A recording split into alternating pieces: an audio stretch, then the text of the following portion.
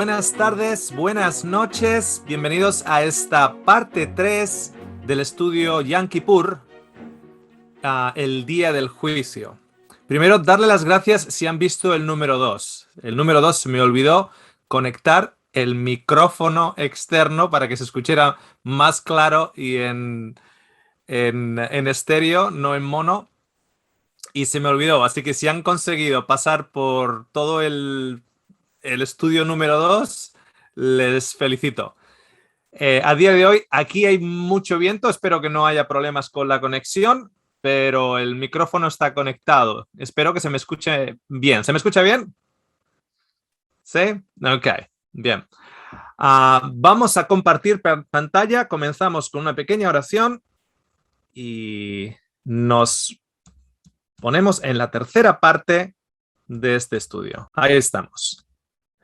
Yom Kippur, el día del juicio, parte 3. Comenzamos con una oración. Gracias, Señor, por el privilegio que nos das de centrarnos en Cristo, de que todo aquello que nos sustenta está en Él. Te damos las gracias también por el privilegio de estudiar, de discernir y de ser acompañados de un Padre que nos ama. En el nombre de Jesús. Amén. Muy bien. Espero que esta tercera y última parte de este estudio no se haga muy largo. Si se hace muy largo y lo están viendo en sus casas, véanlo por partes. Creo que no solo la primera mitad del estudio, sino la segunda mitad de este estudio es importante, digamos, para cerrar paréntesis, para poder cerrar conceptos. Va a haber todavía muchas cosas que no vamos a poder investigar muy profundamente, entre otras cosas porque parte de esos estudios ya están subidos en el canal. Entonces haremos ciertas referencias a ciertos estudios en lugar de volver a estudiar ciertas áreas nuevamente. Pondremos los enlaces de estos estudios en la descripción del vídeo y en la sección de comentarios. Bien. Yom Kippur, el día del juicio, parte 3. Y tenemos 3 conceptos del juicio. Hemos presentado ya un primer concepto, del cual vamos a todavía desarrollar más, vamos a cementar más ese primer concepto del juicio. Y ese primer concepto del juicio, como hablábamos en el anterior estudio, está unido con la cruz. El lenguaje que se usa en la cruz y en la crucificación de Jesús, los días anteriores, las semanas anteriores, el día de la crucificación de Cristo, es mensaje del Yom Kippur, es mensaje del juicio, desde el punto de vista de donde se encontraba Pilatos, en la plataforma del juicio, en el atrio del juicio, cómo Jesús fue crucificado fuera de la ciudad, con referencia al juicio. El mismo Jesús dice, ya está aquí el juicio de este mundo, ahora el príncipe de este mundo será echado fuera, pero yo, si soy levantado de la tierra, atraeré a todos a mí mismo. No solo el juicio está asociado, el lenguaje del juicio está asociado con la cruz de Jesús, sino que también las buenas nuevas. El evangelio está asociado con el día del juicio y el día del juicio con el evangelio en una montaña donde uno puede llegar por el norte y por el sur, por el este y por el oeste, como que llegan en ese pico de montaña, tanto el juicio como el hecho de que hay un juicio, de que el día del juicio ha llegado, este es el día, aquí está el día del juicio, dice Jesús. Ese mismo hecho hace también las buenas noticias. En Apocalipsis 14 tenemos todo un estudio que titulamos El mensaje de los otros 3 ángeles, donde vemos que en el versículo 6, los mensajeros que van alrededor de toda la tierra, toda tribu, toda lengua, toda nación, que es curiosamente el mismo mandato que tras la cruz Jesús le manda a sus discípulos que vayan a primero Jerusalén, luego Judea, luego Samaria y todo el mundo. es el mismo llamado que les hace Jesús después de la resurrección, en el primer siglo. Aquí tenemos en Apocalipsis 14:6 el evangelio eterno,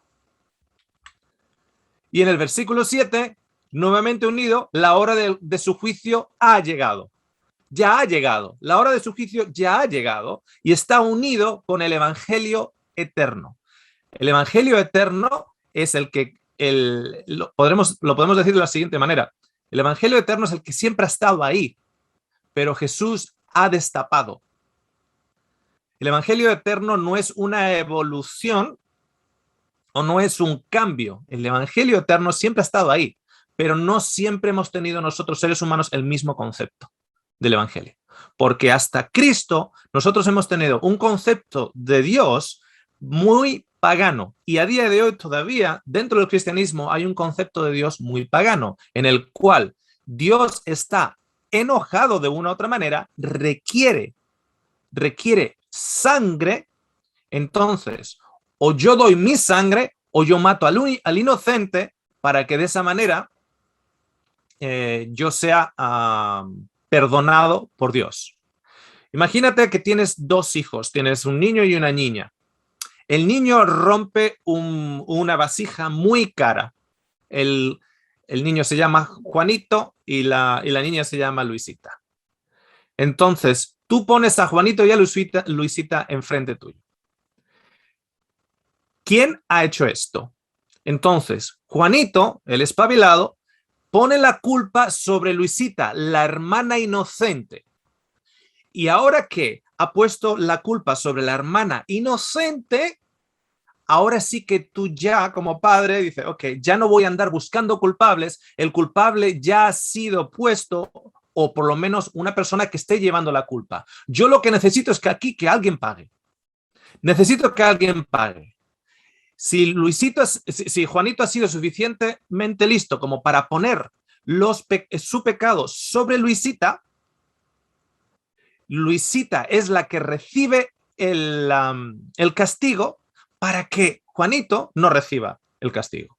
Cualquier padre te va a decir, bueno, es que eso no es lo que yo quiero que mi hijo aprenda. Yo lo que quiero que mi hijo aprenda es lo siguiente, que me venga y me diga, papá, fui yo. Porque quiero que mi hijo tenga lo suficiente confianza conmigo para saber que no lo voy que soy un padre misericordioso, que lo amo por encima de todas las cosas. Entonces, Adán y Eva comen de una fruta y qué poco conocen a Dios, que en lugar de confesar fui yo, Adán culpa a Eva y Eva culpa a la serpiente. Al final acaba muriendo un corderito que no ha hecho nada. Pero si ese corderito es usado como chivo expiatorio, lo que tendríamos que ver es que Adán y Eva se hubiesen quedado en el paraíso con Dios. Pero no es lo que vemos. Lo que vemos es que a pesar de que el chivo expiatorio murió para que Adán y Eva no murieran, lo que vemos es que Adán y Eva no continúan viviendo con Dios en el paraíso. Adán y Eva son expulsados del paraíso. Lo que sí vemos es en la historia de la cruz una finalización a ese sistema de sacrificio. Y vemos vemos esa línea bien clara en el ladrón en la cruz. Porque el ladrón en la cruz no está culpando a su educación. El ladrón en la cruz no está culpando a su madre. El ladrón en la cruz no está culpando a su padre que era borracho. El ladrón en la cruz no está culpando a que fue violado cuando era niño. El ladrón en la cruz le dice al otro ladrón, nosotros merecemos estar aquí. Y curiosamente, el ladrón en la cruz que no usa a Jesús como chivo expiatorio, no usa a Jesús para llevar su pecado, es el que sí recibe la promesa de estarás conmigo en el paraíso. Adán y Eva fueron echados del paraíso. El ladrón en la cruz que muere por su pecado, resulta que es el que recibe la promesa. Estarás conmigo en el paraíso. Entonces, el día del juicio es al mismo tiempo el día del evangelio eterno, donde nosotros como ladrones nosotros como asesinos, nosotros como pecadores, admitimos lo siguiente, que nosotros necesitamos morir. Nosotros necesitamos morir. Jesús no nos muestra la cruz para evitarnos la cruz. Jesús nos muestra la cruz y nos dice, coge ahora tu cruz y ven conmigo. Pablo no usa la cruz para decir, yo de esa manera ya no muero. Pablo usa la cruz para decir, por ello estoy ahora entendiendo que estoy crucificado con él. Estoy crucificado con él. Eso no es chivo expiatorio, eso es lo que realmente cualquier padre y madre quiere educar a sus hijos. Toma responsabilidad de tus propios hechos, confiésame a mí, pero conóceme a mí de que yo no soy un padre tirano, soy un padre amante. Bien, ahí está ese estudio para desarrollar el concepto de los otros tres ángeles. En Lucas 23, 34 dice, el Padre, dijo Jesús, perdónales porque no saben lo que hacen. Mientras tanto echaban suertes para repartirse entre sí la ropa de Jesús. Jesús puede perdonar a la persona enferma que cuatro amigos le bajan del tejado, le puede perdonar sus pecados antes de morir en la cruz. Jesús puede perdonar y no juzgar a la prostituta antes de morir en la cruz. Puede hacer lo mismo con Zaqueo. ¿Por qué? Porque lo que Jesús ha venido a mostrarnos es quitar las sombras que tenemos de un concepto de Dios que es pagano.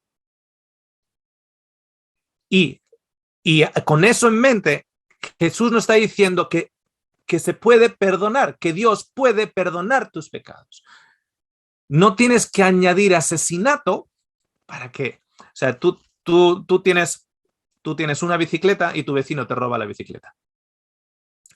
Luego tu vecino es encontrado que ha robado la bicicleta, viene donde ti y te pide perdón. Pero tú no le vas a perdonar a tu vecino por robarte la bicicleta, tú le vas a decir a tu vecino, no. Para que yo te pueda perdonar a ti, mata a mi hijo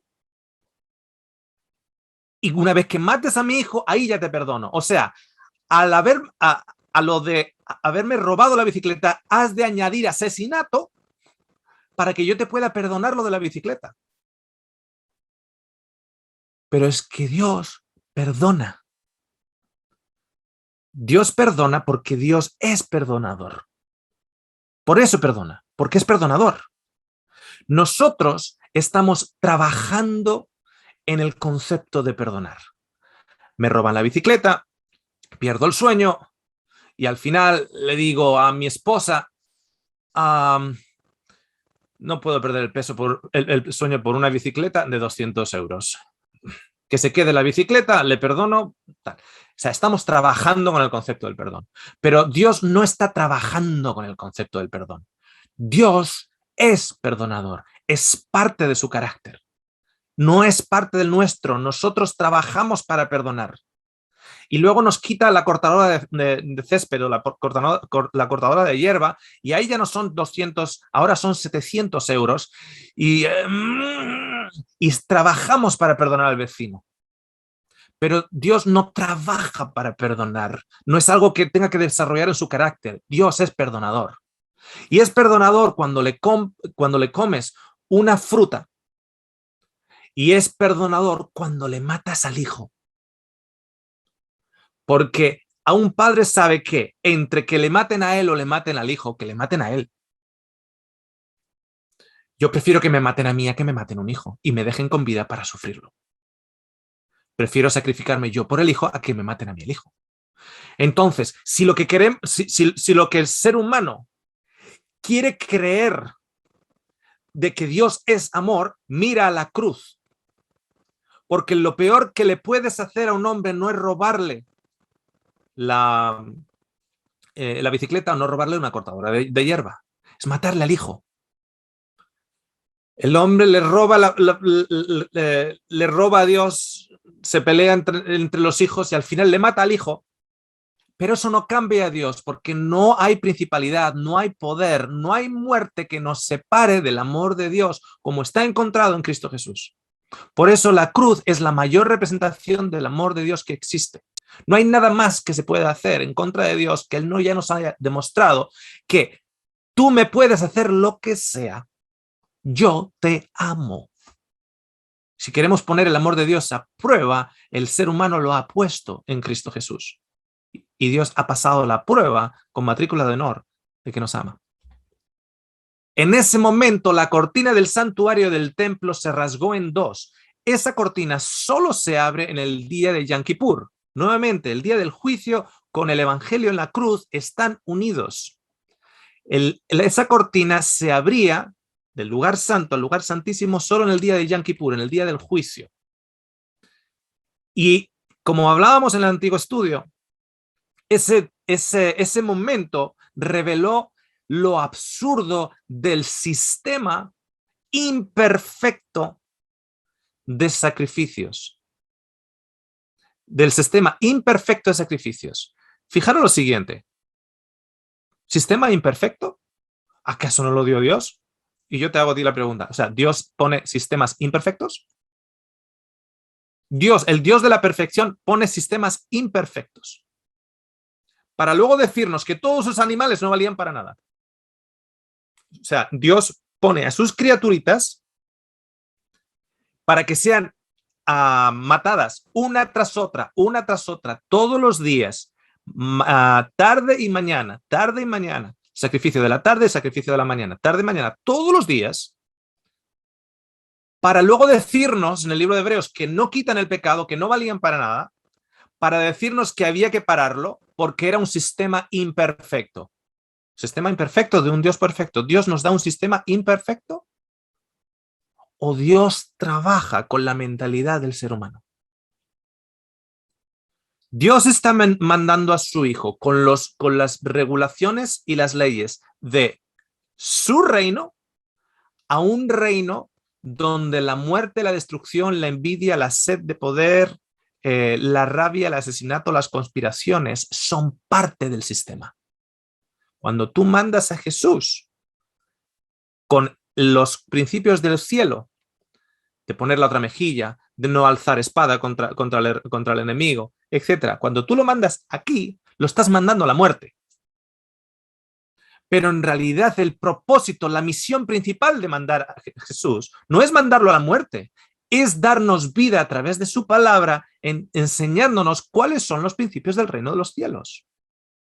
Y al mismo tiempo, lamentablemente, ese principio de los cielos, en este mundo, va a recibir la oposición que recibió Jesús y la muerte. Fijaros lo siguiente. Si el juicio hubiese estado en manos de María Magdalena, Jesús no hubiese muerto, porque María Magdalena no lo hubiera dado para ser crucificado. Y a nadie se nos ocurriría decir que al final le debemos a Judas, a Pilatos y a Herodes el que Jesús haya muerto. Pero en realidad es lo que estamos diciendo cuando decimos que de una u otra manera nosotros teníamos que matarlo. O sea, a nuestra mentira, a nuestro adulterio, a nuestra envidia, a nuestro deseo de riquezas, a todo eso, a nuestros insultos al prójimo, a todo eso hay que añadir asesinato para que el Señor nos perdone. ¿Se dan cuenta que hay algo que no encaja? Porque es un sistema imperfecto. Y se muestra así cuando esa cortina se rompe en dos, se abre el lugar santísimo y desde el tiempo de Jeremías, 450, 500 años antes, no más, perdón, vamos a poner 500 años, desde el tiempo de Jeremías, 500 años atrás, no hay arca. Están creando un servicio donde necesitan la presencia de Dios, la gloria Shekinah, que en el segundo templo no hay evidencias de que esa gloria Shekinah llenara el templo, y por encima de todo no hay arca, y dentro del arca no hay asiento de misericordia donde echar la sangre del sacrificio del cabrito. nos muestra lo absurdo de todo ese sistema que por 5 siglos toda una nación se cree que está siendo redimida y no tiene ni arca. En Hebreos 13:11 dice que el sumo sacerdote es el sumo sacerdote el que está involucrado con el día del Yom Kippur, introduce la sangre de los animales en el lugar santísimo. ¿Está hablando de qué? Del día de Yom Kippur. Pero fijaros que hablando del día del Yom Kippur, dice lo siguiente: como sacrificio por el pecado, pero los cuerpos de esos animales se quemaban fuera del campamento y ahora lo une a la cruz. Es el día del juicio, el día del Yom Kippur, pero lo une a la cruz. Por eso también Jesús, para santificar al pueblo mediante su propia sangre, sufrió fuera de la puerta de la ciudad. Está poniendo lo que el sumo sacerdote hace en el día del juicio, en el día de Yom Kippur, ¿con qué? Con la cruz. Y uno puede decir, ya, pero es que la cruz era en Pascua, no era en el séptimo mes del Yom Kippur. No. La cruz es lo que hace todo completo. No en vano dice Jesús cuando está siendo crucificado antes de morir, culminado, completado, finalizado está. Entonces, el día del juicio comienza, o el día del juicio es el día de la cruz.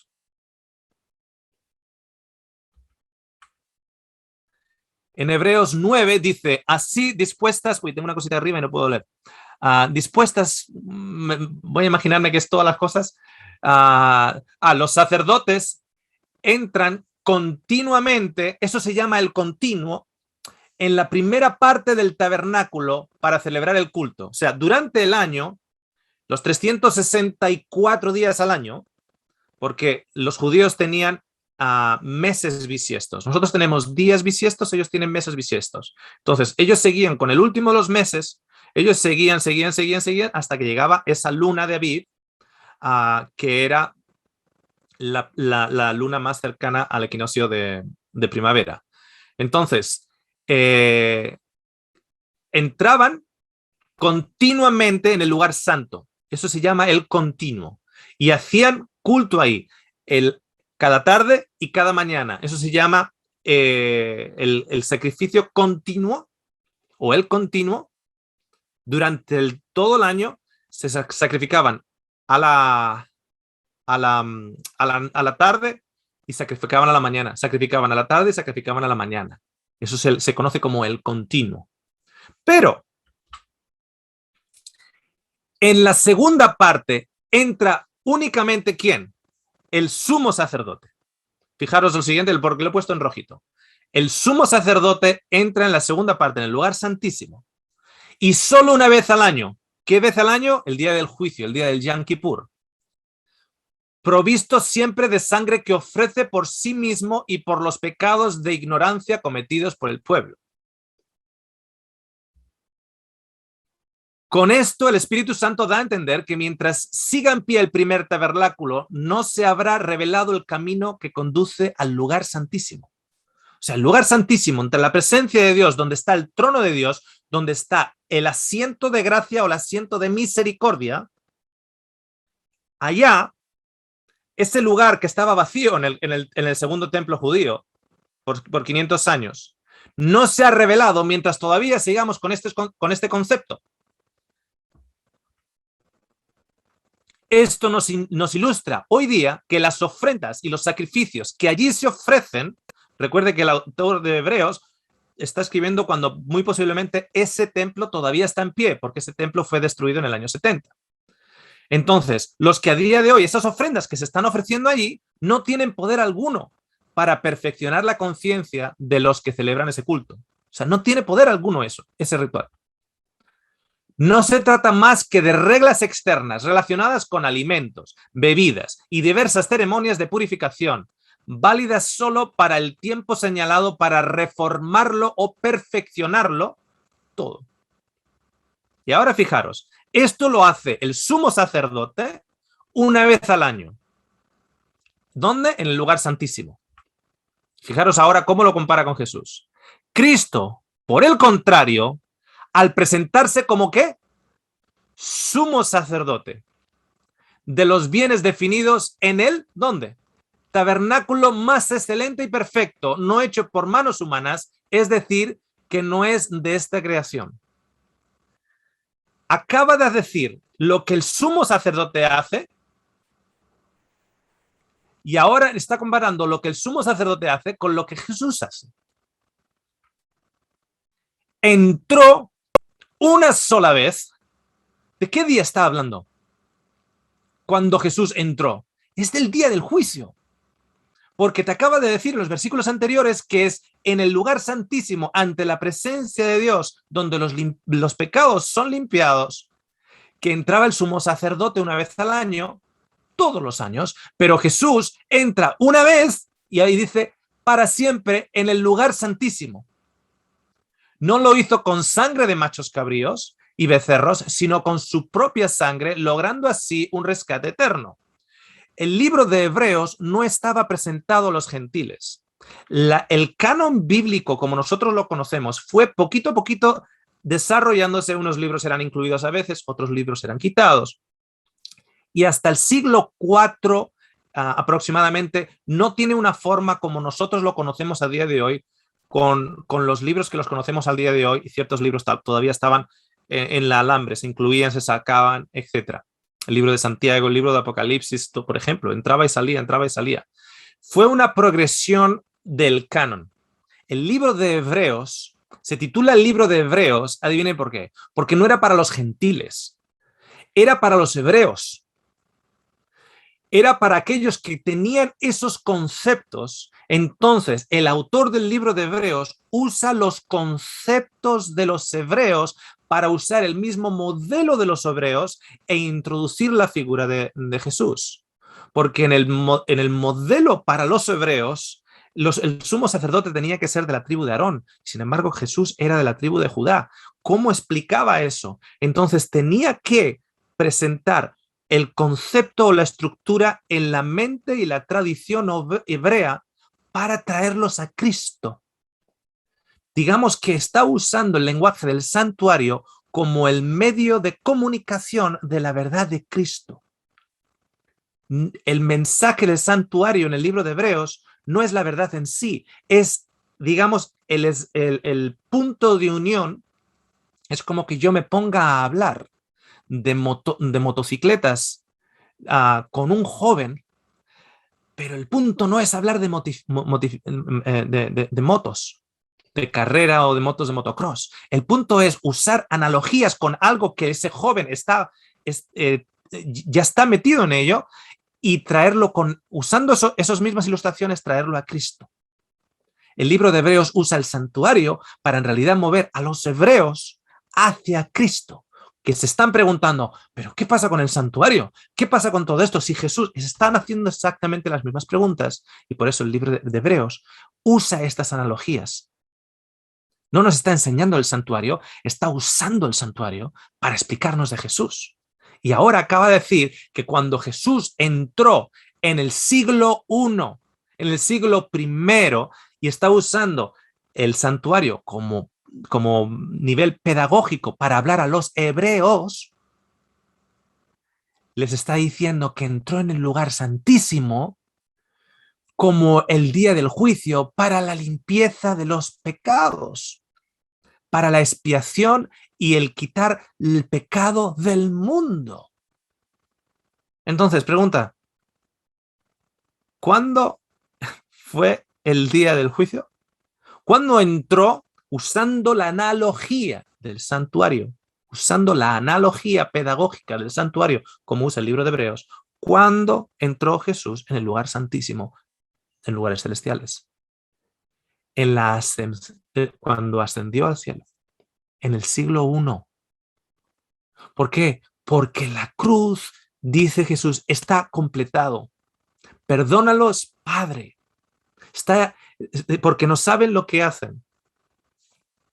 Esto es súper importante por la segunda parte del estudio que vamos a presentar hoy. Súper importante. La sangre de machos cabríos y de toros y las cenizas de una novilla rociadas sobre personas impuras.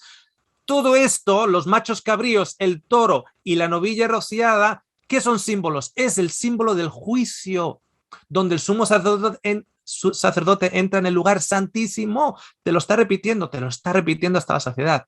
Lo que ocurre en la cruz es el día del juicio. El día del juicio ocurre en la cruz. Esos son los animales del día del Yom Kippur. Los dos machos cabríos, el toro, el novillo, rociados sobre personas impuras, las santifica de modo que quedan limpias por fuera. Si esto es así, ¿os dais cuenta? Si así fuera así la cosa, está usando el modelo como educacional. Está hablando a los hebreos donde los hebreos están, con los conceptos que los hebreos comprenden. Entonces, si decimos que esto es así, entonces, dejadme explicaros de Cristo, básicamente lo que está diciendo. Si esto fuera así, si es que es así, como vosotros decís, si es así lo que ocurre con el modelo del santuario, ¿cuánto más entonces la sangre de Cristo, quien por medio del Espíritu Eterno se ofreció sin mancha a Dios, purificará nuestra conciencia? No el lugar, el santuario de los cielos. ¿Cómo llega el pecado al santuario de los cielos? ¿Qué viene a Jesús a limpiar? Nuestra conciencia, porque Pablo nos dice en 2 de Corintios 5 que este es el tabernáculo. Nuestro cuerpo, nuestra mente es templo del Espíritu del Señor. Entonces Jesús viene a limpiar nuestra conciencia de las obras que conducen a la muerte, a fin de que sirvamos al Dios de vida o al Dios viviente.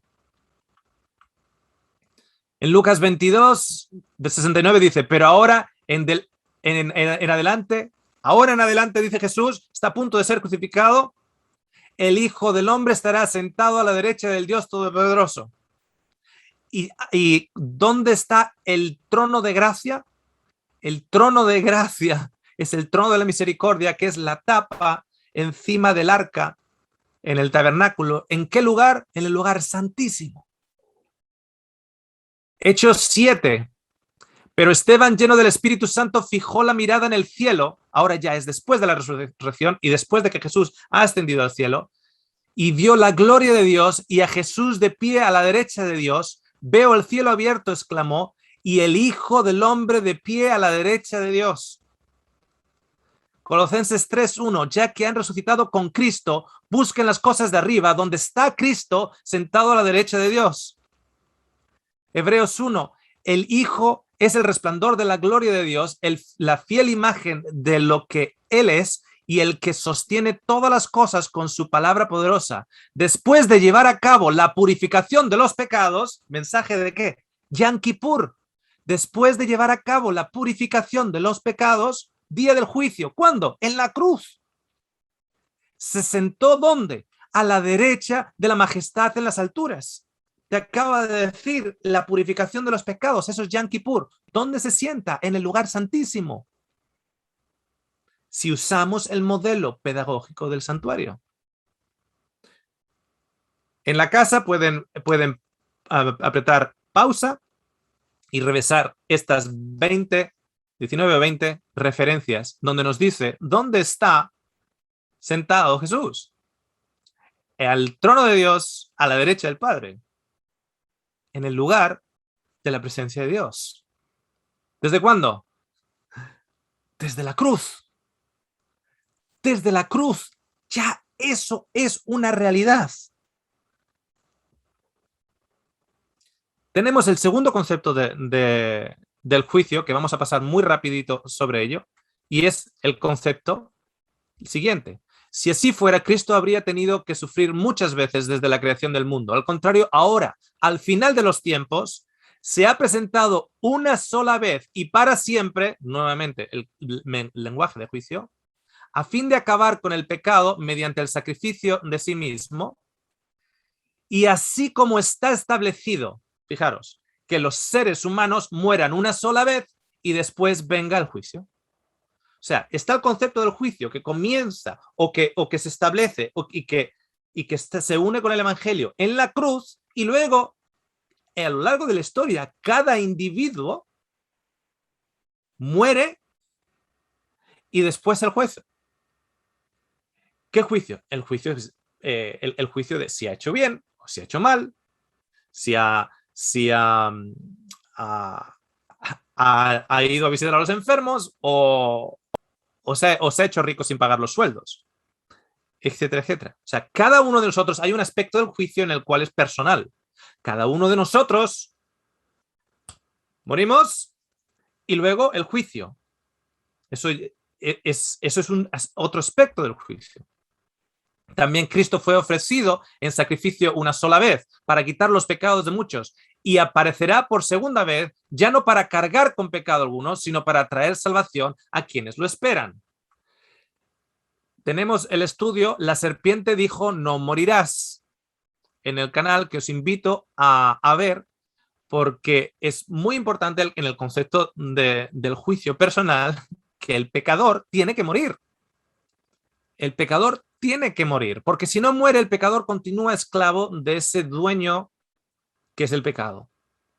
Pero si muere, deja de ser esclavo y el poder de aquel que se llama la resurrección está sobre él y por su misericordia. Entonces, eso es lo que vamos a dedicar al número 2. El número 3 es también un concepto que vamos a pasar rapidito, porque también vamos a recomendar otro estudio. El número 3 es el concepto de el día del Señor o esa segunda venida, en el cual los elementos van a ser consumidos con fuego y todas las obras de injusticia serán quemados con él, etcétera, etcétera, con el aliento de fuego de su boca. Ese concepto que, por ejemplo, tenemos en 1 Corintios 15 que dice, pues así como en Adán todos mueren, también en Cristo todos volverán a vivir. Pero cada uno a su debido orden. Cristo las primicias, después cuando Él venga, los que le pertenecen. ¿Cuántos le pertenecen a Jesús? ¿Cuántos ha comprado? Ha comprado a todos. Entonces vendrá el fin cuando Él entregue al reino a Dios el Padre, luego de destruir todo dominio, autoridad y poder. El poder del orgullo que tiene sobre ti, el poder de la avaricia que tiene sobre ti, el poder de la falta de perdón que tiene sobre ti. Para muchos que se creen que son los primeros, entrarán los últimos. Y esos mismos se creen que otros que van a entrar los últimos acabarán entrando los primeros. Porque el enemigo, porque es necesario que Cristo reine hasta poner a todos sus enemigos debajo de sus pies. Y como nos dice en Filipenses 2, toda lengua confesará. Y el último enemigo que será destruido es la muerte. El último enemigo que será destruido es la muerte. Para que no haya muerte en el universo y para que no haya muerte en el reino, bajo el reino de Dios. Si tú te estás acordando de la muerte de alguien, hay muerte en el universo. ¿Dónde? En tu corazón. En tu corazón hay muerte porque te estás acordando de la muerte de alguien. Pero, como no vamos a dedicar a este concepto, evidentemente esto es otro concepto añadido al concepto del juicio, pues parte ramificado del concepto del juicio en el cual él viene, o sea, tenemos el juicio individual y luego tenemos el día en el cual este mundo, como lo conocemos, totalmente que no se puede sostener a sí mismo, perece también. Es como que el día de ese juicio que nos llega a nosotros individualmente, le llega también colectivamente a este mundo. Bien, para eso tenemos la serie del milenio, que se titula La piedra que viene y no rebota. Son 3 partes con anexos a ese estudio, entonces no le vamos a dedicar más tiempo a eso de la venida del Señor que viene a consumir con fuego, etcétera, porque está ya presentado. Vuelta al número 1. Ese concepto de cuando entra Jesús en la presencia de Dios y cuando nuestros pecados han sido expiados o cuando el chivo expiatorio, aquel que perezca para que nosotros no perezcamos, como decía Caifás, ¿cuándo ocurre eso? Eso ocurre en el siglo I. Ocurre en el siglo I y está asociado con el Evangelio. ¿Por qué enfatizo esto? En Filipenses nos dice que para aquellos que tienen ese gozo del Evangelio, perdón porque el versículo 5 me tapa una franjita y no la puedo leer, voy a leer el versículo 6.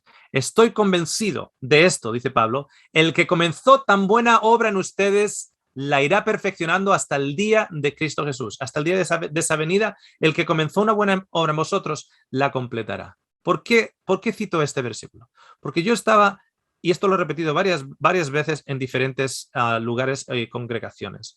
En una congregación de bastantes personas, había cientos de personas en esa congregación, y había 2 servicios.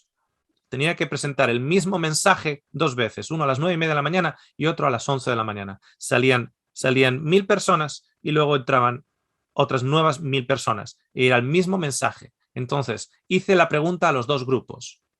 ¿Cuántos de ustedes están bautizados en Cristo Jesús?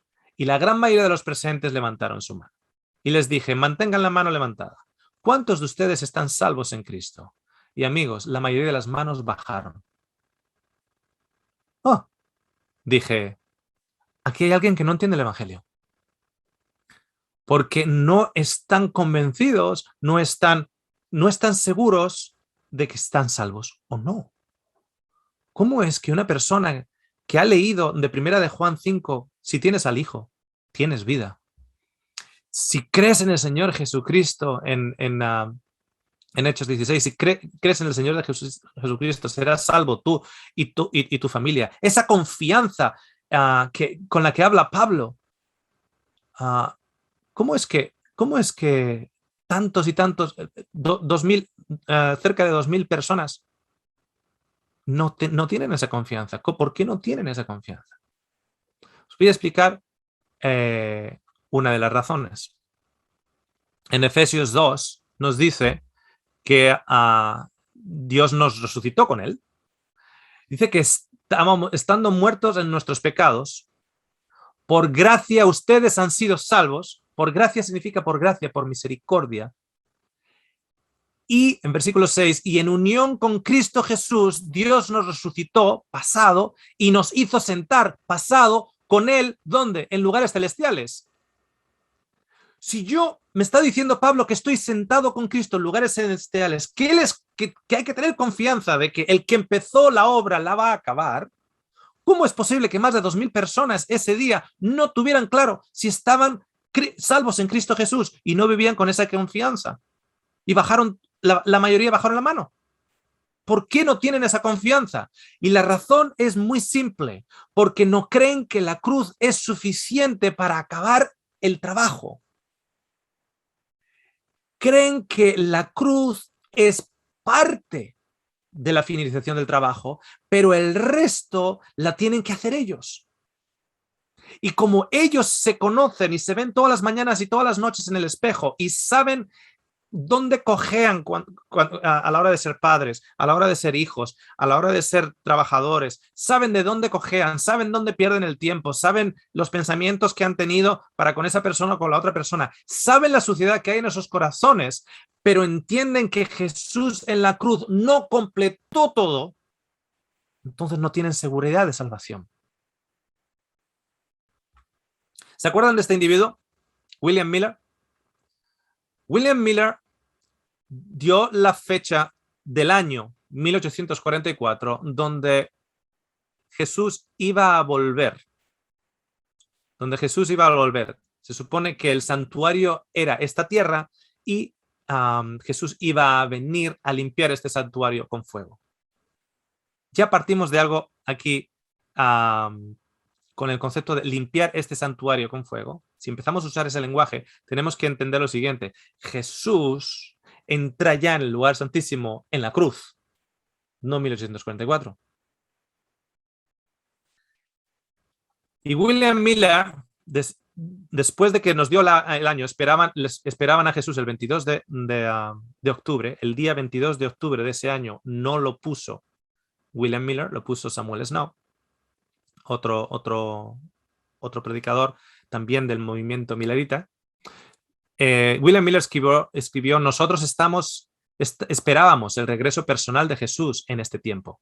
Y ahora sostener que no nos equivocamos sería deshonesto. A nosotros nunca nos debería avergonzar el confesar francamente todos nuestros errores. El mismo Miller dijo: no tengo ninguna confianza en ninguna de las nuevas teorías que han surgido de nuestro movimiento. Llámese que Cristo viene como el novio, que la puerta de la misericordia se ha cerrado, que no hay salvación para los pecadores, que la séptima trompeta ha sonado o que esto fue el cumplimiento de alguna profecía en algún sentido. O sea, que algo ocurrió, pero no fue que Jesús iba a venir, sino que ocurrió otra cosa. William Miller escribió posteriormente en sus memorias que no tuvo ninguna confianza en ninguna de las nuevas variantes, que había que decir que nos habíamos equivocado. De hecho, él dijo que se había equivocado. Lo vamos a mirar en un segundito. Las teorías a raíz del chasco del 22 de octubre de 1844, una lista las enumera ahí a William Miller, y una de ellas es: Cristo viene como el novio, o lo que se conoce de Midnight Cry, o el llanto de la medianoche, que es de las 10 vírgenes. En realidad esa teoría decía que algo sí que pasó en octubre 22, algo sí que pasó en octubre 22 de 1844, y es simplemente el grito de que viene, que viene, que viene, que viene, que viene, que viene. En realidad, aquellos que no se están levantando, esas vírgenes que no tienen aceite, que se levantaron en el grito, pero no tienen aceite, se van a quedar afuera. La otra es: la puerta de la misericordia se ha cerrado. Se conoce como The Shut Door Theory, o la teoría o la teología de la Shut Door, de la puerta cerrada. Significa lo siguiente: en esa teoría está muy, todas estas teorías están interrelacionadas. No es que necesariamente había una teoría muy diferenciada de las otras, sino, como os dais cuenta, esas 5 vírgenes sin aceite se les cerraría la puerta en la cara porque no les dejarían entrar. O sea, la puerta se le cerró a esas 5 vírgenes. Pero al mismo tiempo se entendía que el lugar santo, al lugar santísimo, había una puerta. Y los que no entendieran que Jesús había entrado del lugar santo al lugar santísimo el 22 de octubre de 1844, se quedaban en el lugar santo con la puerta cerrada. Por lo tanto, como la salvación y la limpieza de los pecados solo ocurría en el lugar santísimo, como tú no crees que Jesús ha llegado al lugar santísimo en el 22 de octubre de 1844, la puerta de la misericordia ha sido cerrada para ti. Puedes seguir respirando hasta que mueras, pero ya no tiene misericordia, ya se ha cerrado para ti. Eso se llama The Shadow Theory. No hay salvación para los pecadores. La séptima trompeta ha sonado. Tanto es así que en 1844, en el 22 de octubre, a partir de entonces, no crean que esas personas estaban pensando que este mundo llegaría hasta el 2021, ni mucho menos. Ya estaba sonando la séptima trompeta. El cumplimiento de la profecía en otro sentido. Y es el comienzo del juicio investigador. ¿Qué es el comienzo del juicio investigador?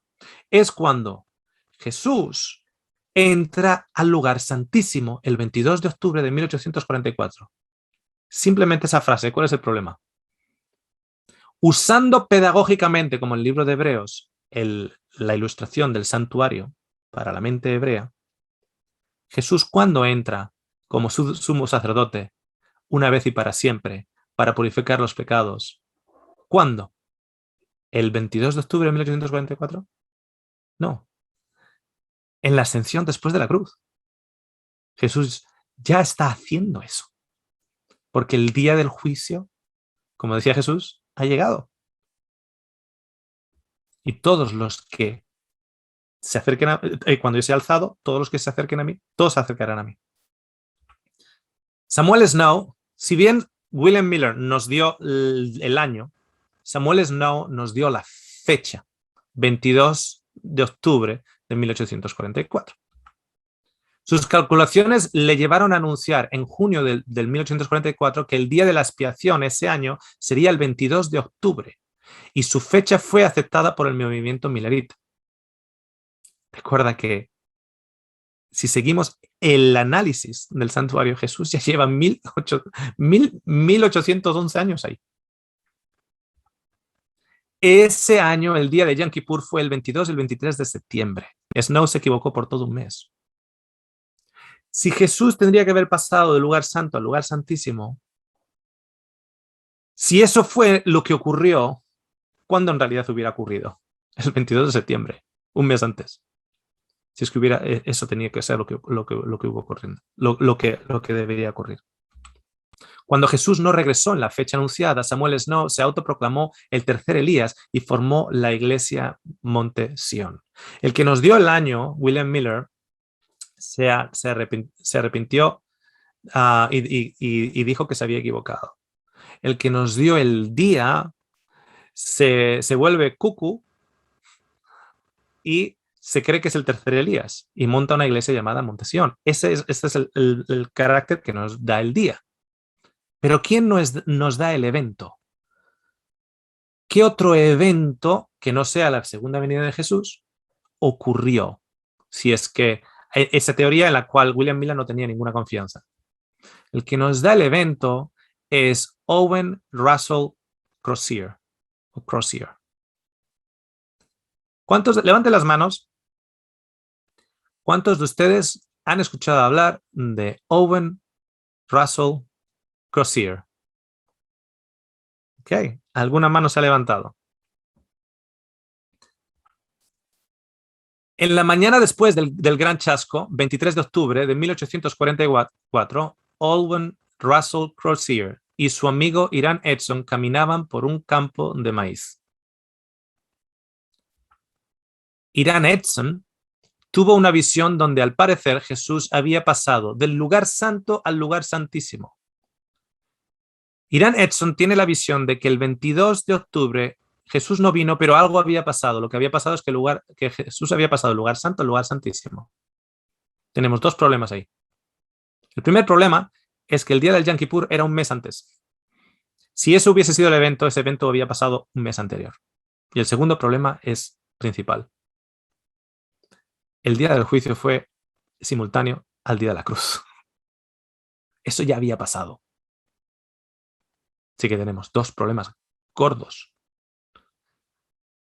Pero ¿quién era Owen Russell Crozier? Crozier publicó meses después dos libretos, en el 1845. Y si no lo conocíais, con los dos libretos lo vais a conocer. El juicio investigador, Cristo en el santuario.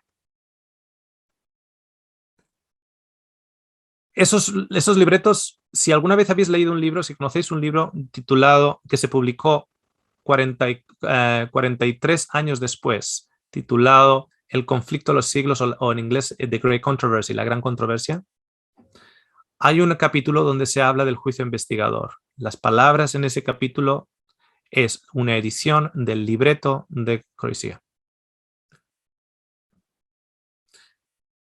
Y el otro libro es Cristo en el santuario. Algunos de ustedes lo conocen, ese libro bajo un autor diferente. Elena G. de White. Pero el libro es de Crozier, en 1845. Ese es Crozier. Esto es lo que la autora del libro El conflicto de los siglos, o la gran controversia, The Great Controversy, escribe en inglés, y aquí le hice una traducción en Google de lo que dijo. Esto es Elena de White con referencia a Crozier. Hemos examinado con oración el tema presentado por el hermano Crozier. ¿Cómo lo han examinado? Con oración. Están estudiando lo que Crozier ha escrito del juicio investigador.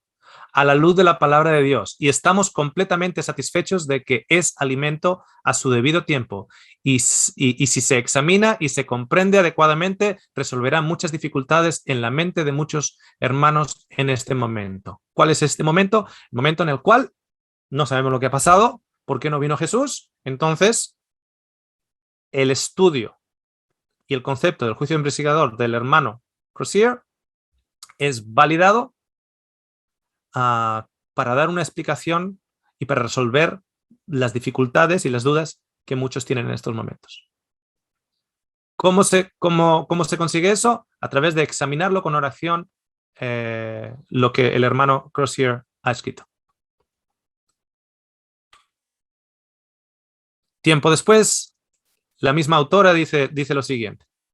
Creo que el santuario había de ser purificado al final de los 2300 días. Es la cifra o la fecha en que William Miller se manejó de Daniel 8. Es el templo de la Nueva Jerusalén, del cual Cristo es ministro. Si bien anteriormente nos dijo que fue a través de estudio común que llegaron a la conclusión de que el hermano Crozier tenía algo para presentar al resto, en este caso nos dice, el Señor me mostró en visión hace más de un año que el hermano Crozier tenía la verdadera luz sobre la purificación del santuario y que era su voluntad que el hermano Crozier escribiera la opinión que nos dio en The Day Star, el septiembre de febrero de 1846. Me siento plenamente autorizado por el Señor para recomendar esa extra a todos los santos. Autorizada, en realidad. Pero como lo dice el Google Translate, él le puso autorizado, pero es autorizada. Ok. Este es el hermano Crozier. Si alguna vez has escuchado el concepto del juicio investigador y quieres saber de dónde procede de Owen Crozier. Owen Crozier escribe apenas 10 años después, 8 años después de la publicación de su panfleto El juicio investigador en 1853. Lo escribe en 1845, pero apenas 8 años después escribe lo siguiente. Esto es en inglés. Este es de una carta a Joseph Turner, editor de Hope of Israel. Ahora renuncio a todos los planes descabellados y teorías tontas que había plagado a los adventistas desde 1843. Carta a Joseph Turner, editor de Hope of Israel. 1853. También le dice lo siguiente. ¿Y cuántas veces muchos, si no todos, nos hemos visto obligados a renunciar a lo que habíamos abrazado con demasiada precipitación? Era un momento en el cual había que buscar respuestas. Era un momento en el cual había una excitación tremenda. Había manifestaciones de todo tipo. Era como que el chasco fue tal que si muchos perdieron la cabeza, otros acabaron en asilos psiquiátricos, otros se quitaron la vida, otros emigraron a otra tierra porque no podían vivir con los vecinos que se rieran de él, etc. Hubo gente que de perdidos al río, como decía mi abuela, tiraban hacia adelante lo que fuera. Y aquí Crozier en 1853 dice que abrazaron, era como que las circunstancias les obligaron hasta cierto punto a abrazar cosas con demasiada precipitación. Pero perdona, este es el que escribió el panfleto. Y esto solo son 8 años después. En sus memorias, en un artículo publicado en The Sabbath Advocate en 1899 para una publicación de la iglesia The Church of God, dice lo siguiente, esto es en 1899 como parte de su testimonio. Debido a nuestra ignorancia de las escrituras, mi argumento fue aceptado más completa y ampliamente de lo que merecía. Amigos, el gran chasco que en los avales de historia se encuentra fácilmente en Google, ¿okay? Bien conocido, en los anales de historia por el gran chasco que ocurrió en Estados Unidos. El que nos dio el año, William Miller, dice que se equivocó. El que nos dio el día se equivoca en todo un mes, se cree que es el tercer Elías y se monta su propio chiringuito. Y el que nos da el evento no pasan 8 años y dice me equivoqué. El que nos da el año se equivoca, el que nos da el día se equivoca y el que nos da el evento dice que se equivocó también. ¿Y nosotros qué vamos a decir? No, no, no, no, no. Tú tenías el año correcto, tenías el día correcto y tú tenías el evento correcto, a pesar de que los autores de todo eso digan que no. Es como que tú vayas a mi computadora y cojas un sermón mío en audio de los que tengo, por ejemplo, del año 2000. Y hay sermones que yo tengo del año 2000 que ya no estoy de acuerdo en 70% de lo que estoy diciendo en ese sermón. Pero tú vas y me dices a mí, no, no, Oscar, tú estás, en el año 2000 estabas en lo correcto. Así que vamos a coger lo que tú dices en el año 2000 y yo tratando de convencerte. No, no, no, no, pero es que me di cuenta que cometí un error aquí, cometí un error aquí, cometí un error. No, no, no, Oscar, tú estabas en lo correcto. Sé que eres el autor de ese sermón en el año 2000 y que ahora ya no crees un 75% de lo que dijiste en ese sermón del año 2000, pero estabas en lo correcto y nosotros vamos a seguir lo que dijiste en el año 2000. O sea, no tienes en cuenta el hecho de que yo he evolucionado, he seguido investigando, me he dado cuenta de cosas y que el Señor, si me inspiró entonces a presentar esto, me ha seguido trabajando conmigo y mostrándome más cosas. No, no tiene sentido. Okay. En Daniel 8:14, William Miller lee de la versión King James. La versión King James en inglés, cuando dice en Daniel 8:14, que es de donde él saca lo de los 2300 días, es porque precisamente la versión King James dice, and he said unto me, me dijo a mí, unto 2300 days, a 2300 días. Then shall the sanctuary be cleansed. Entonces el santuario será limpiado o purificado. Entonces, William Miller aplica el día por año, el principio día por año, extraído, por ejemplo, del hecho de que como los espías estuvieron en la tierra de Canaán por 40 días y por cada día que estuvieron allá estuvieron 40 años en el desierto, o como por ejemplo Ezequiel estuvo X días tirado de un lado y comiendo pan de inmundicia por los mismos equivalente a años, el pueblo de Israel iba a estar comiendo pan de inmundicia, con el principio del día por año, William Miller dice 2300 días equivalen a 2300 años. El decreto de Artaxerxes II fue firmado en el 457. Por lo tanto, el Señor va a limpiar el santuario en el 1844, 2300 años después. El problema es que Daniel 8 no dice días.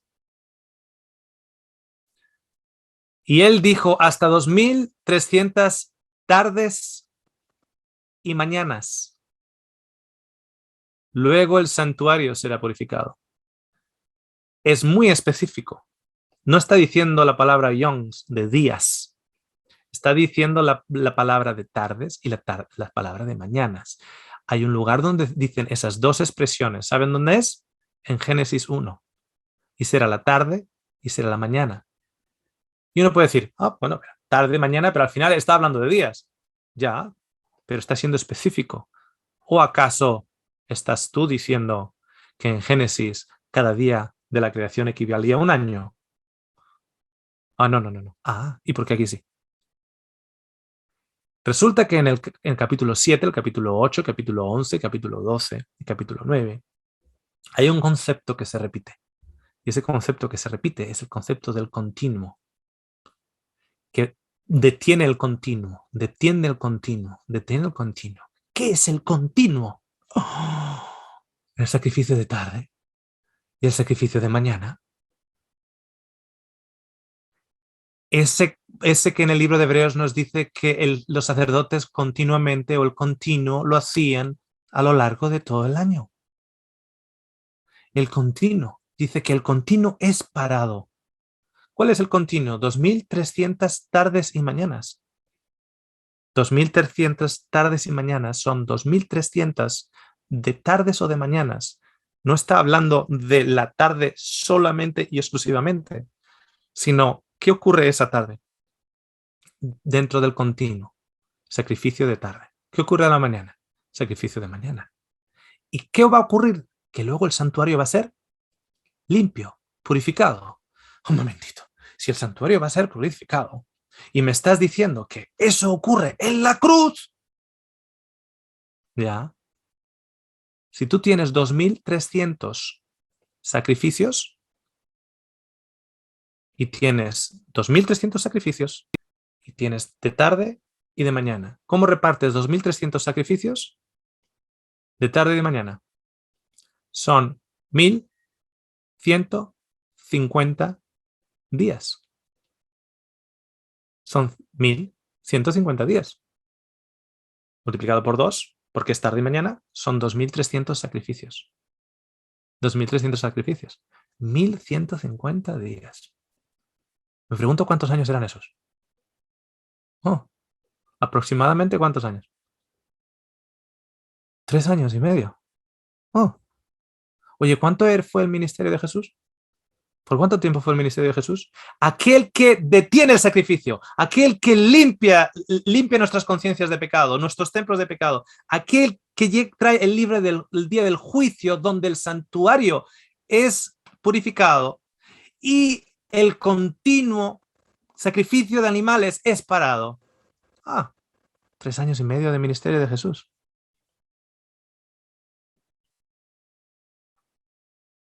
En 1844,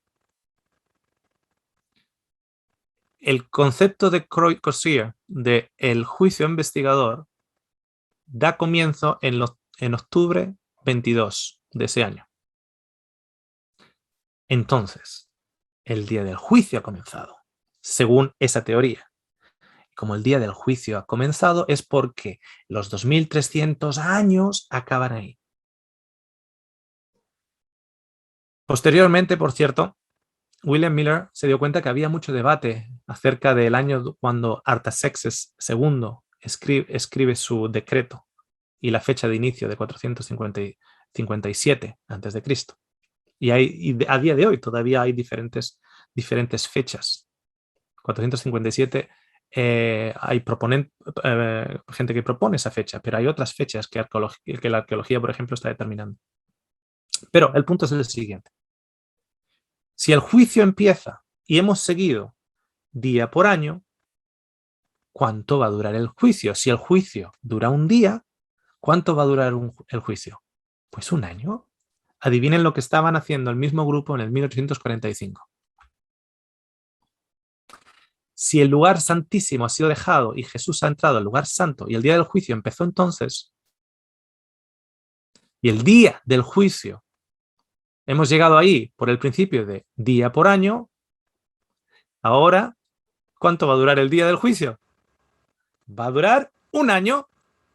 Entonces, en el 1845 están esperando al mismo día, ahora un grupo muchísimo más pequeño, porque en el momento en que Miller ya no apoyó ninguna de estas nuevas teorías, la densidad de los grupos bajó tremendamente, pero le están esperando a Jesús ahora en el 1845. ¿Por qué le están esperando en el 1845?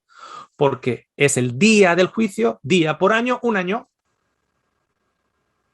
Pero ¿qué ocurre? Que en el 45 Jesús no viene.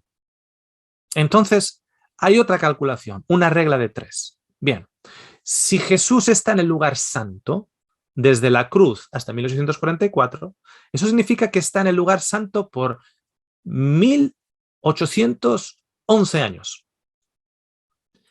Entonces, un año es a 1811 años como un día es a 5 años. El día del juicio en realidad es el equivalente, por lo tanto va a durar 5 años. Entonces, adivinen lo que estaba ese grupo haciendo en el 1849, 5 años después, esperando. Y Jesús no volvió. Mientras tanto, la puerta de la gracia ya ha sido cerrada para los pecadores y para aquellos que estén rechazando el hecho de que Jesús ha pasado del lugar santo al lugar santísimo, en el santuario celestial. Entonces, ¿qué pasa en 1851? 1851 son, como pueden ver, 7 años después de 1844, los 7 años de tribulación. Y en 1851 lo vuelven a esperar. Pero no solo eso, sino que el concepto del juicio investigador, que Crozier, el autor, está a punto de desbancarse de ella en 2 añitos más, dice lo siguiente, que si tú no entiendes y tú no ves que Jesús se ha movido del lugar santo al lugar santísimo, el hueco que Jesús ha dejado en el lugar santísimo celestial, ahora lo ha tomado Satanás. Y cada vez que estés orando a Dios, en realidad estás orando a Satanás. Y mi pregunta es bien simple. ¿Qué hace Satanás ahí arriba en el cielo? Oye, ¿qué hace Satanás ahí arriba en el cielo? Porque esta teología implica que hay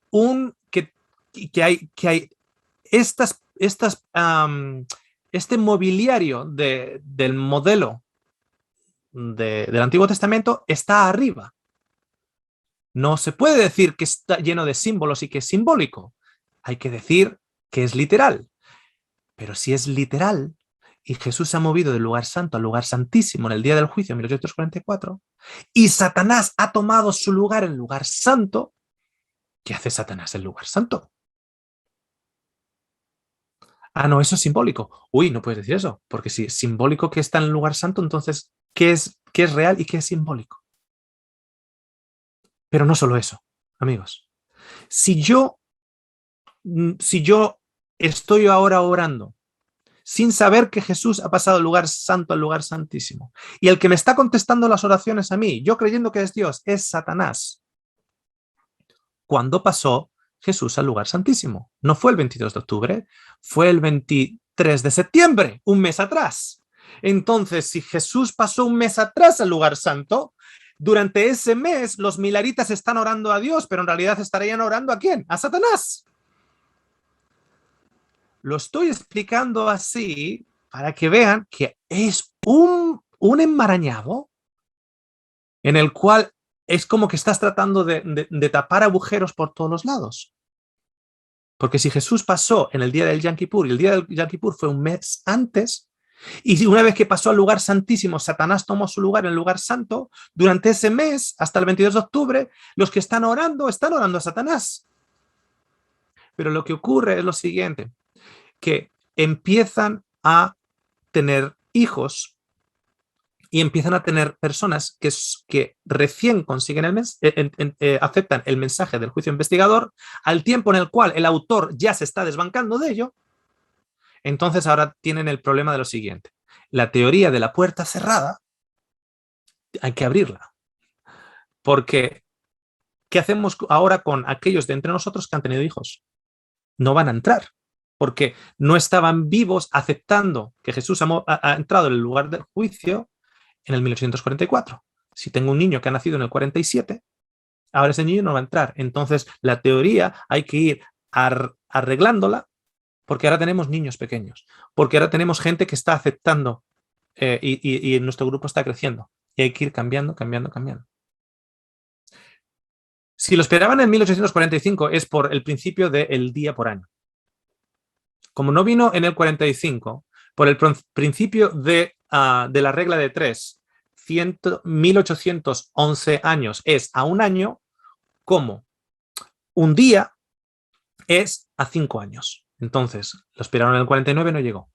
Lo esperaron en el 51 y a partir del 51 dijeron que ya no se puede usar el principio del día por año. Ya no se puede porque le han usado mínimo 3 veces más. Y no vino Jesús.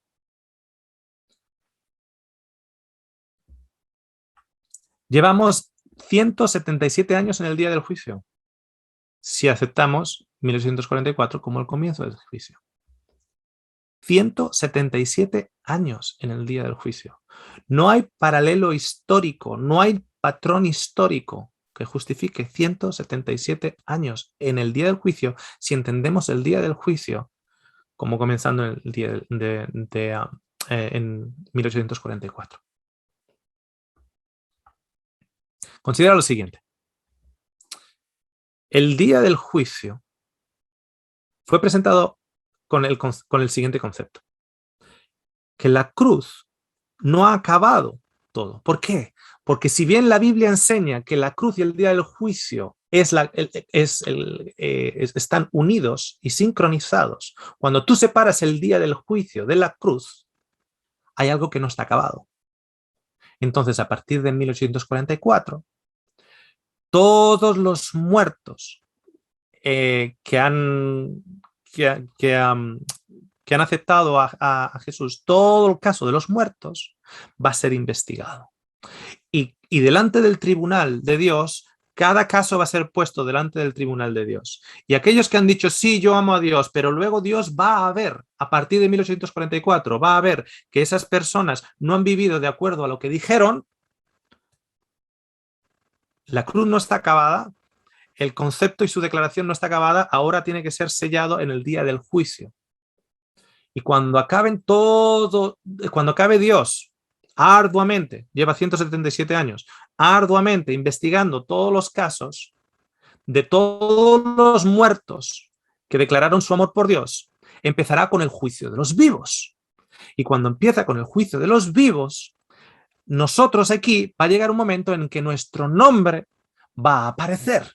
Y cuando nuestro nombre aparece, justo mi caso está enfrente de Dios, mi archivo está enfrente de Dios, y mi nombre aparece, y le estoy gritando a mi esposa, le estoy gritando a mis hijos, le estoy gritando al que me ha adelantado en la autopista, estoy enojado con llevo 3 días sin dormir porque estoy enojado y no le voy a perdonar a mi vecino porque me robó la bicicleta, etcétera, etcétera. Y justo da en ese momento que Dios está delante de mi archivo, patapum. Entonces, yo no vivo con la seguridad de la salvación. Porque en uno de estos, mi caso va a ser presentado delante de Dios. Dios lleva 177 años mirando casos. El mismo Dios que conoce a Zaqueo por nombre, conoce la intención de los fariseos, conoce días y semanas antes y meses antes que va a ser dado a los romanos, que va a ser resucitado. El mismo Dios que te conoce a ti desde el vientre de tu madre, el mismo Dios que dice que sabe todo, conoce todo, necesita 177 años para revisar los casos. Si el juicio investigador comienza a revisar los libros de los que han muerto a partir de 1844 para ver si son aptos para ir al cielo, ¿cómo a Pablo y a todos los que esperaban al Señor tan solo les quedaba esperar la corona de justicia que Jesús les daría en su venida? Pablo muere diciendo, a mí solo me queda la corona. He corrido la carrera, he acabado la carrera, he luchado la batalla, a mí solo me queda la corona. No, Pablo, ¿cómo que te queda la corona? No. Tu archivo queda cerrado hasta que se abra en 1844 y tal vez por el 1865 o 1903 aparece el caso de Pablo y ahí va a ser juzgado Pablo. Pablo nunca dice eso. Pablo dice, a mí y al resto que están esperándole, nos queda la corona. Pero no solo eso. ¿Cómo el ladrón en la cruz fue garantizado el paraíso si su libro no sería analizado hasta 1944 en adelante? ¿Cómo Jesús dice lo que tendría que haber dicho Jesús? Jesús tendría que haber dicho lo siguiente. Chico, gracias por reconocer que soy un Dios bueno. Déjalo conmigo, déjame el archivo. En 1811 años de aquí en adelante vamos a ir viendo los casos. Es como cuando tú pones una aplicación con el gobierno, ¿no? y vas a la ventanilla y te dice, este es el papeleo, esta tal. Y digo, ¿cuánto hay que esperar? Hay que esperar 4 años. 4 años. Oye, es que soy hermano de Luisa, la que está casada con Juan, tu primo. Ah, espera un momentito. No te preocupes, le voy a poner una marca a este archivo, le voy a poner una marquita para que vaya un poquito más rápido la cosa. Jesús no le dice eso. Jesús le dice, estarás conmigo en el paraíso. Estarás conmigo en el paraíso. Pero si su libro no va a estar abierto hasta 1800 años después. ¿Y todos los listados en el libro de Hebreos 11? ¿Todos los listados de la fe de Hebreos 11? Todos aquellos que han muerto, todos aquellos que han confesado a Jesús como Salvador. El concepto de el juicio investigador y abrir los libros de los muertos y de los vivos viene de Kreutzer. Y voy a decir otra cosa, no solo el autor. No es bíblico. No es bíblico. De hecho, si alguna vez se habla del juicio de los vivos y de los muertos, se habla precisamente del juicio que es capaz de juzgar los vivos y los muertos, en ese orden, vivos y muertos, no muertos y vivos. Ni siquiera el orden es bíblico, no se encuentra en la Biblia. Por eso, esas 2000 personas ese año bajaron la mano la mayoría de ellos, porque están con temor de que qué va a pasar cuando mi caso se presente enfrente del juicio del trono de Dios. El trono de Dios se llama el trono de la misericordia, amigos. Empezamos ya desde ahí, que se llama el trono de la misericordia. Y luego que estamos siguiendo, o estaban esas personas siguiendo un concepto que no es bíblico, que tiene errores y agujeros por todos los lados, que los que lo trajeron a la palestra se retiraron en honestidad, dijeron a sus congregaciones, por lo menos, al menos William Miller y Kreutzer, dijeron a aquellos que querían escucharles, apartémonos de aquí, yo soy el que lo dije, yo soy el que o sea, soy el que quiero que os apartéis de acá. En Hechos 10:43 dice, de este dan testimonio todos los profetas, que todos los que en él creyeren recibirán perdón de pecados por su nombre. ¡Pum! Porque en la cruz Jesús dice, está completado, está acabado. Perdónales, Padre. Lo que nosotros tenemos que hacer es creerle a Cristo. Y cuando tú le crees a Cristo, que Él ha empezado una obra en ti y que Él la cumplirá, que Él se ha puesto sobre su frente un nombre que está por encima de todos los nombres, Salvador del mundo.